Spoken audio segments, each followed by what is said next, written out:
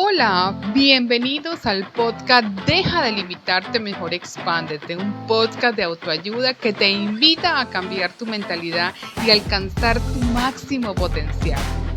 Soy Odalis Vázquez Rojas, psicoterapeuta, grafóloga y coach de la felicidad, y te llevaré por un viaje de autodescubrimiento y desarrollo personal desde aprender a establecer metanhelos y diferenciar entre lo urgente y lo prioritario, hasta enfrentar los desafíos y cultivarse día tras día. ¡Wow! Este podcast te brinda herramientas y ejercicios prácticos, sí, muy prácticos, para hacer de los miedos tu mayor aliado y avanzar hacia el éxito. Así que con inteligencia emocional y narrativa inspiradora y motivadora, mi podcast Deja de limitarte, mejor expándete, te guía hacia el camino del corazón, la autodeterminación, la confianza y el logro de tus objetivos. Así que si estás buscando un cambio en tu vida y un impulso para alcanzar tus metanhelos, este podcast es para ti. Así que bienvenidos. Bienvenidos al segundo episodio de mi podcast Deja de limitarte, mejor expándete. Y en esta oportunidad quiero hablarles de cómo aceptar los cambios y abrirse a lo diferente. Así que, bienvenidos, presten muchísima atención. Así que, por supuesto que los cambios son parte de la vida. Si miramos a nuestro alrededor, nos daremos cuenta que todo en el universo funciona con base en un proceso de transformación y ciclos. Está en nosotros lograr y aceptar, comprender que la vida también es parte de un proceso cambiante, que nada es estático y que todo lo que es vida posee alma, la cual debe estar en permanente desarrollo y evolución. Así que para ampliar el proceso de los cambios, quiero compartir el significado de manejar la curva del cambio, que es un modelo clave para entender y, por supuesto, saber gestionar el proceso que vivimos las personas y abrirnos a lo diferente. En muchas ocasiones, las emociones son las responsables de las resistencias a algo que vivimos como una pérdida. Conocer y comprender las emociones implicadas en un cambio es un paso esencial y a menudo definitivo. Es importante comprender el cambio como un proceso. En gran medida, los cambios son percibidos como una pérdida. Las personas pasamos a través de 4 etapas secuenciales que van acompañadas de unas emociones comunes, y estas fases son la negación, la resistencia, la exploración y la aceptación o integración de los aprendizajes.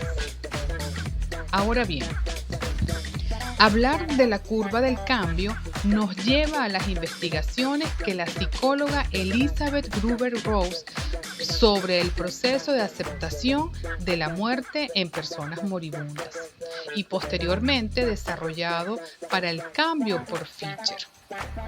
Así que es un modelo aplicable a otras situaciones de pérdida y puede ser muy variada, incluyendo la pérdida de retribución y beneficios en cualquier ámbito, bien sea laboral o personal, también de estatus, poder, relaciones, tiempo o simplemente una salida de la zona de confort personal para entrar en una situación nueva y desconocida. Así que iniciemos con las fases y las emociones. La primera reacción ante un cambio inesperado es el shock, es la negación, donde no hay todavía conciencia de lo que está pasando. Por supuesto, las emociones asociadas son la sorpresa y la negación. Posterior, vamos a la resistencia, cuando empezamos a tomar conciencia que el cambio es una realidad. Es complejo y a su vez difícil aceptarlo. Por supuesto, nada fácil ocurre. Así que surge la resistencia, que está relacionada con el miedo a la pérdida que supone este cambio. se manifiesta de forma activa con quejas, protestas o confrontaciones directas o de forma pasiva mediante emociones negativas no mostradas, como el rechazo, dejar de hacer tareas o ralentizarlas.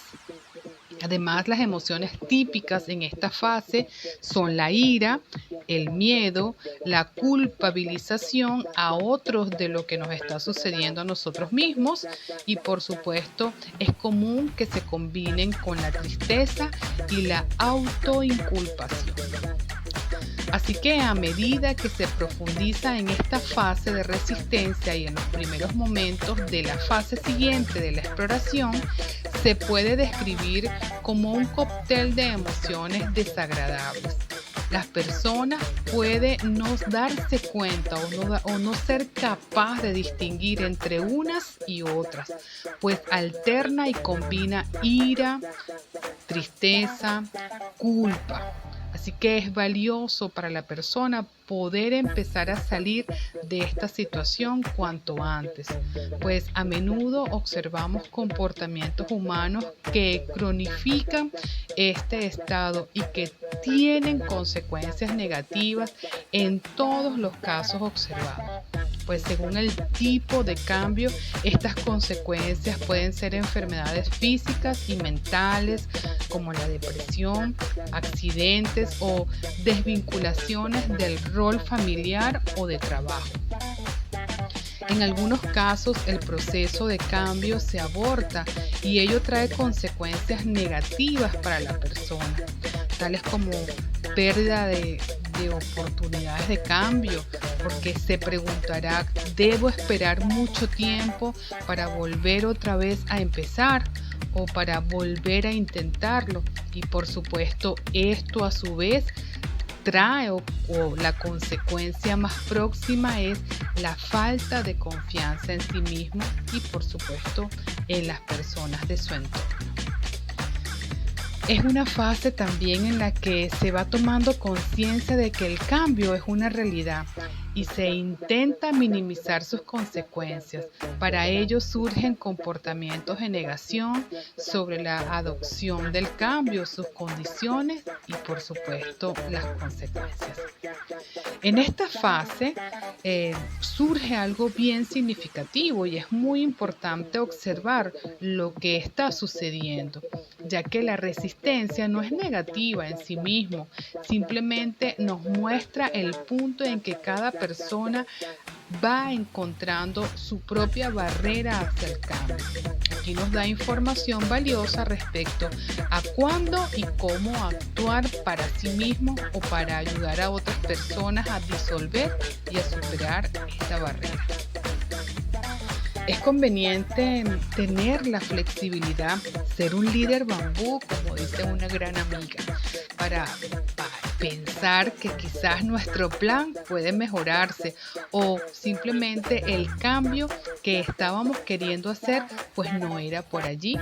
Así que no es exactamente como lo habíamos diseñado, sino que seguramente que es algo diferente. Así que es importante decir que a menudo la realidad del cambio no será como nos las imaginamos en este momento, porque muchas amenazas imaginadas nunca acaban siendo realidad, o porque su dimensión o características son diferentes a como las imaginábamos en ese momento inicial.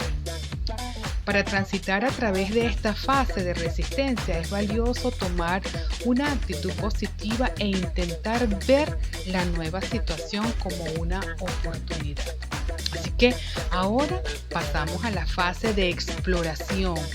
Y en esta fase se profundiza en el impacto del cambio y en la transformación de las resistencias al mismo. En la exploración, pues se refiere a empezar a vivir la nueva situación, o al menos el camino hacia ella. Así pues, existe un punto de inflexión importante que marca la frontera entre la fase de resistencia y la de exploración. que es la aceptación de que el cambio va a suceder y la decisión de empezar a probar con lo nuevo ya está allí, aunque sea para demostrar que no es una buena opción. A partir de este punto empieza el camino de la exploración que lleva a la fase de la integración, de la aceptación de esos aprendizajes. En esta fase, pues las emociones se cabalgan con las de la fase anterior. Hay un cóctel allí. Ahí está la ira, está la tristeza, está la culpa y se van calmando y se van transformando en aceptación, curiosidad e incluso una expectativa positiva. Ello sucede en medida que insistimos en probar con lo nuevo y ganamos capacidad de apreciar las partes positivas que pueda tener. Entre ellas, las de abrir caminos y oportunidades nuevas, mejorar en la tarea, descubrir nuevas personas, conocer nuevos amigos, conocer nuevos ambientes. Así que desde allí podemos empezar a cosechar y a ganar mucho más experiencia. Como psicoterapeuta, coach de la felicidad y además agente del cambio, mi labor es acompañar a las personas en esta exploración y toma de conciencia de los nuevos aspectos positivos y evitar frustraciones, regresiones o en general retorno a las emociones negativas, y uno de los instrumentos adecuados son el coaching. Debemos ser conscientes que las personas necesitan su tiempo y que la empatía es fundamental. Así que en esta fase es el momento de destacar los éxitos conseguidos, aunque sean pequeños, y seguir empoderando a los clientes para continuar con su exploración. Y ahora pues pasamos a la etapa o a la fase de aceptación e integración de los aprendizajes. Y en esta fase se muestran ya los resultados positivos de todo el proceso y el retorno pues esperado del cambio, pues aquí aparece y ya tiene un lugar. Por ejemplo, un cambio de procesos está en dar los frutos esperados, una mudanza de casa o un nuevo empleo o un proyecto ya andando. Es también pues la fase de la celebración como un reconocimiento de la transición realizada para realizar el camino en los siguientes cambios que vendrán. Pues el modelo de la curva del cambio es un instrumento útil por sus aportaciones al trabajo del agente de cambio, así como el reconocer y aceptar en esta la primera contribución importante de la curva de cambio. La gestión del cambio es saber que todas las personas, incluyéndome a mí misma, vamos a pasar por estas fases. Es decir, es normal encontrarse viviendo las emociones propias de cada fase y por supuesto es bueno reconocerlo. 2. Es importante facilitar la transición. Acá existe una contribución importante de la curva del cambio a la gestión del cambio. Es que nos dan herramientas para ayudar a las personas a transitar la siguiente fase de la curva hasta llegar a la plena aceptación de este. El rol del facilitador del cambio es ese, justamente facilitar esa transición. La acción positiva y útil en este caso es conseguir que la persona reconozca primero y luego entienda sus emociones y por supuesto ayudarle a dar con la clave para pasar a las siguientes fases. Una forma concreta de hacerlo es reconocerle en conversaciones pues las emociones que está viviendo y que estas son naturales y necesarias, y a continuación mostrarles el camino para transformarlas y no bloquearse en ellas. Y ya para ir concluyendo, pues en el ámbito práctico, mostrarle el modelo de la curva del cambio de Gruber-Rose puede ser una forma útil de hacerlo.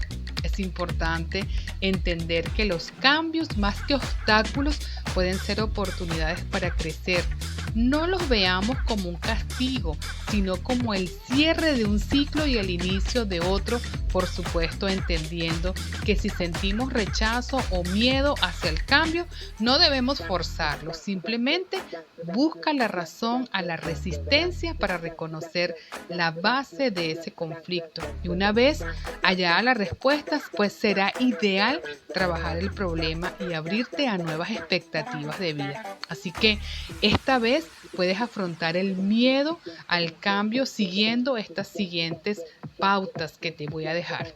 1. Recuerda que las dificultades son normales en la vida. 2. Piensa que cada opción tendrá cosas buenas y no tan buenas. 3. No busques una solución perfecta, sino la que te haga feliz. 4. Confía en ti. Aun cuando no siempre aciertes, pues el ensayo y error es una parte del proceso de aprendizaje. Así que me despido. Hasta la próxima semana. Regreso con un nuevo episodio. Para mí ha sido un honor acompañarte en este proceso maravilloso de vida. Feliz vida. Quien te habló, Odalis Vázquez Rojas.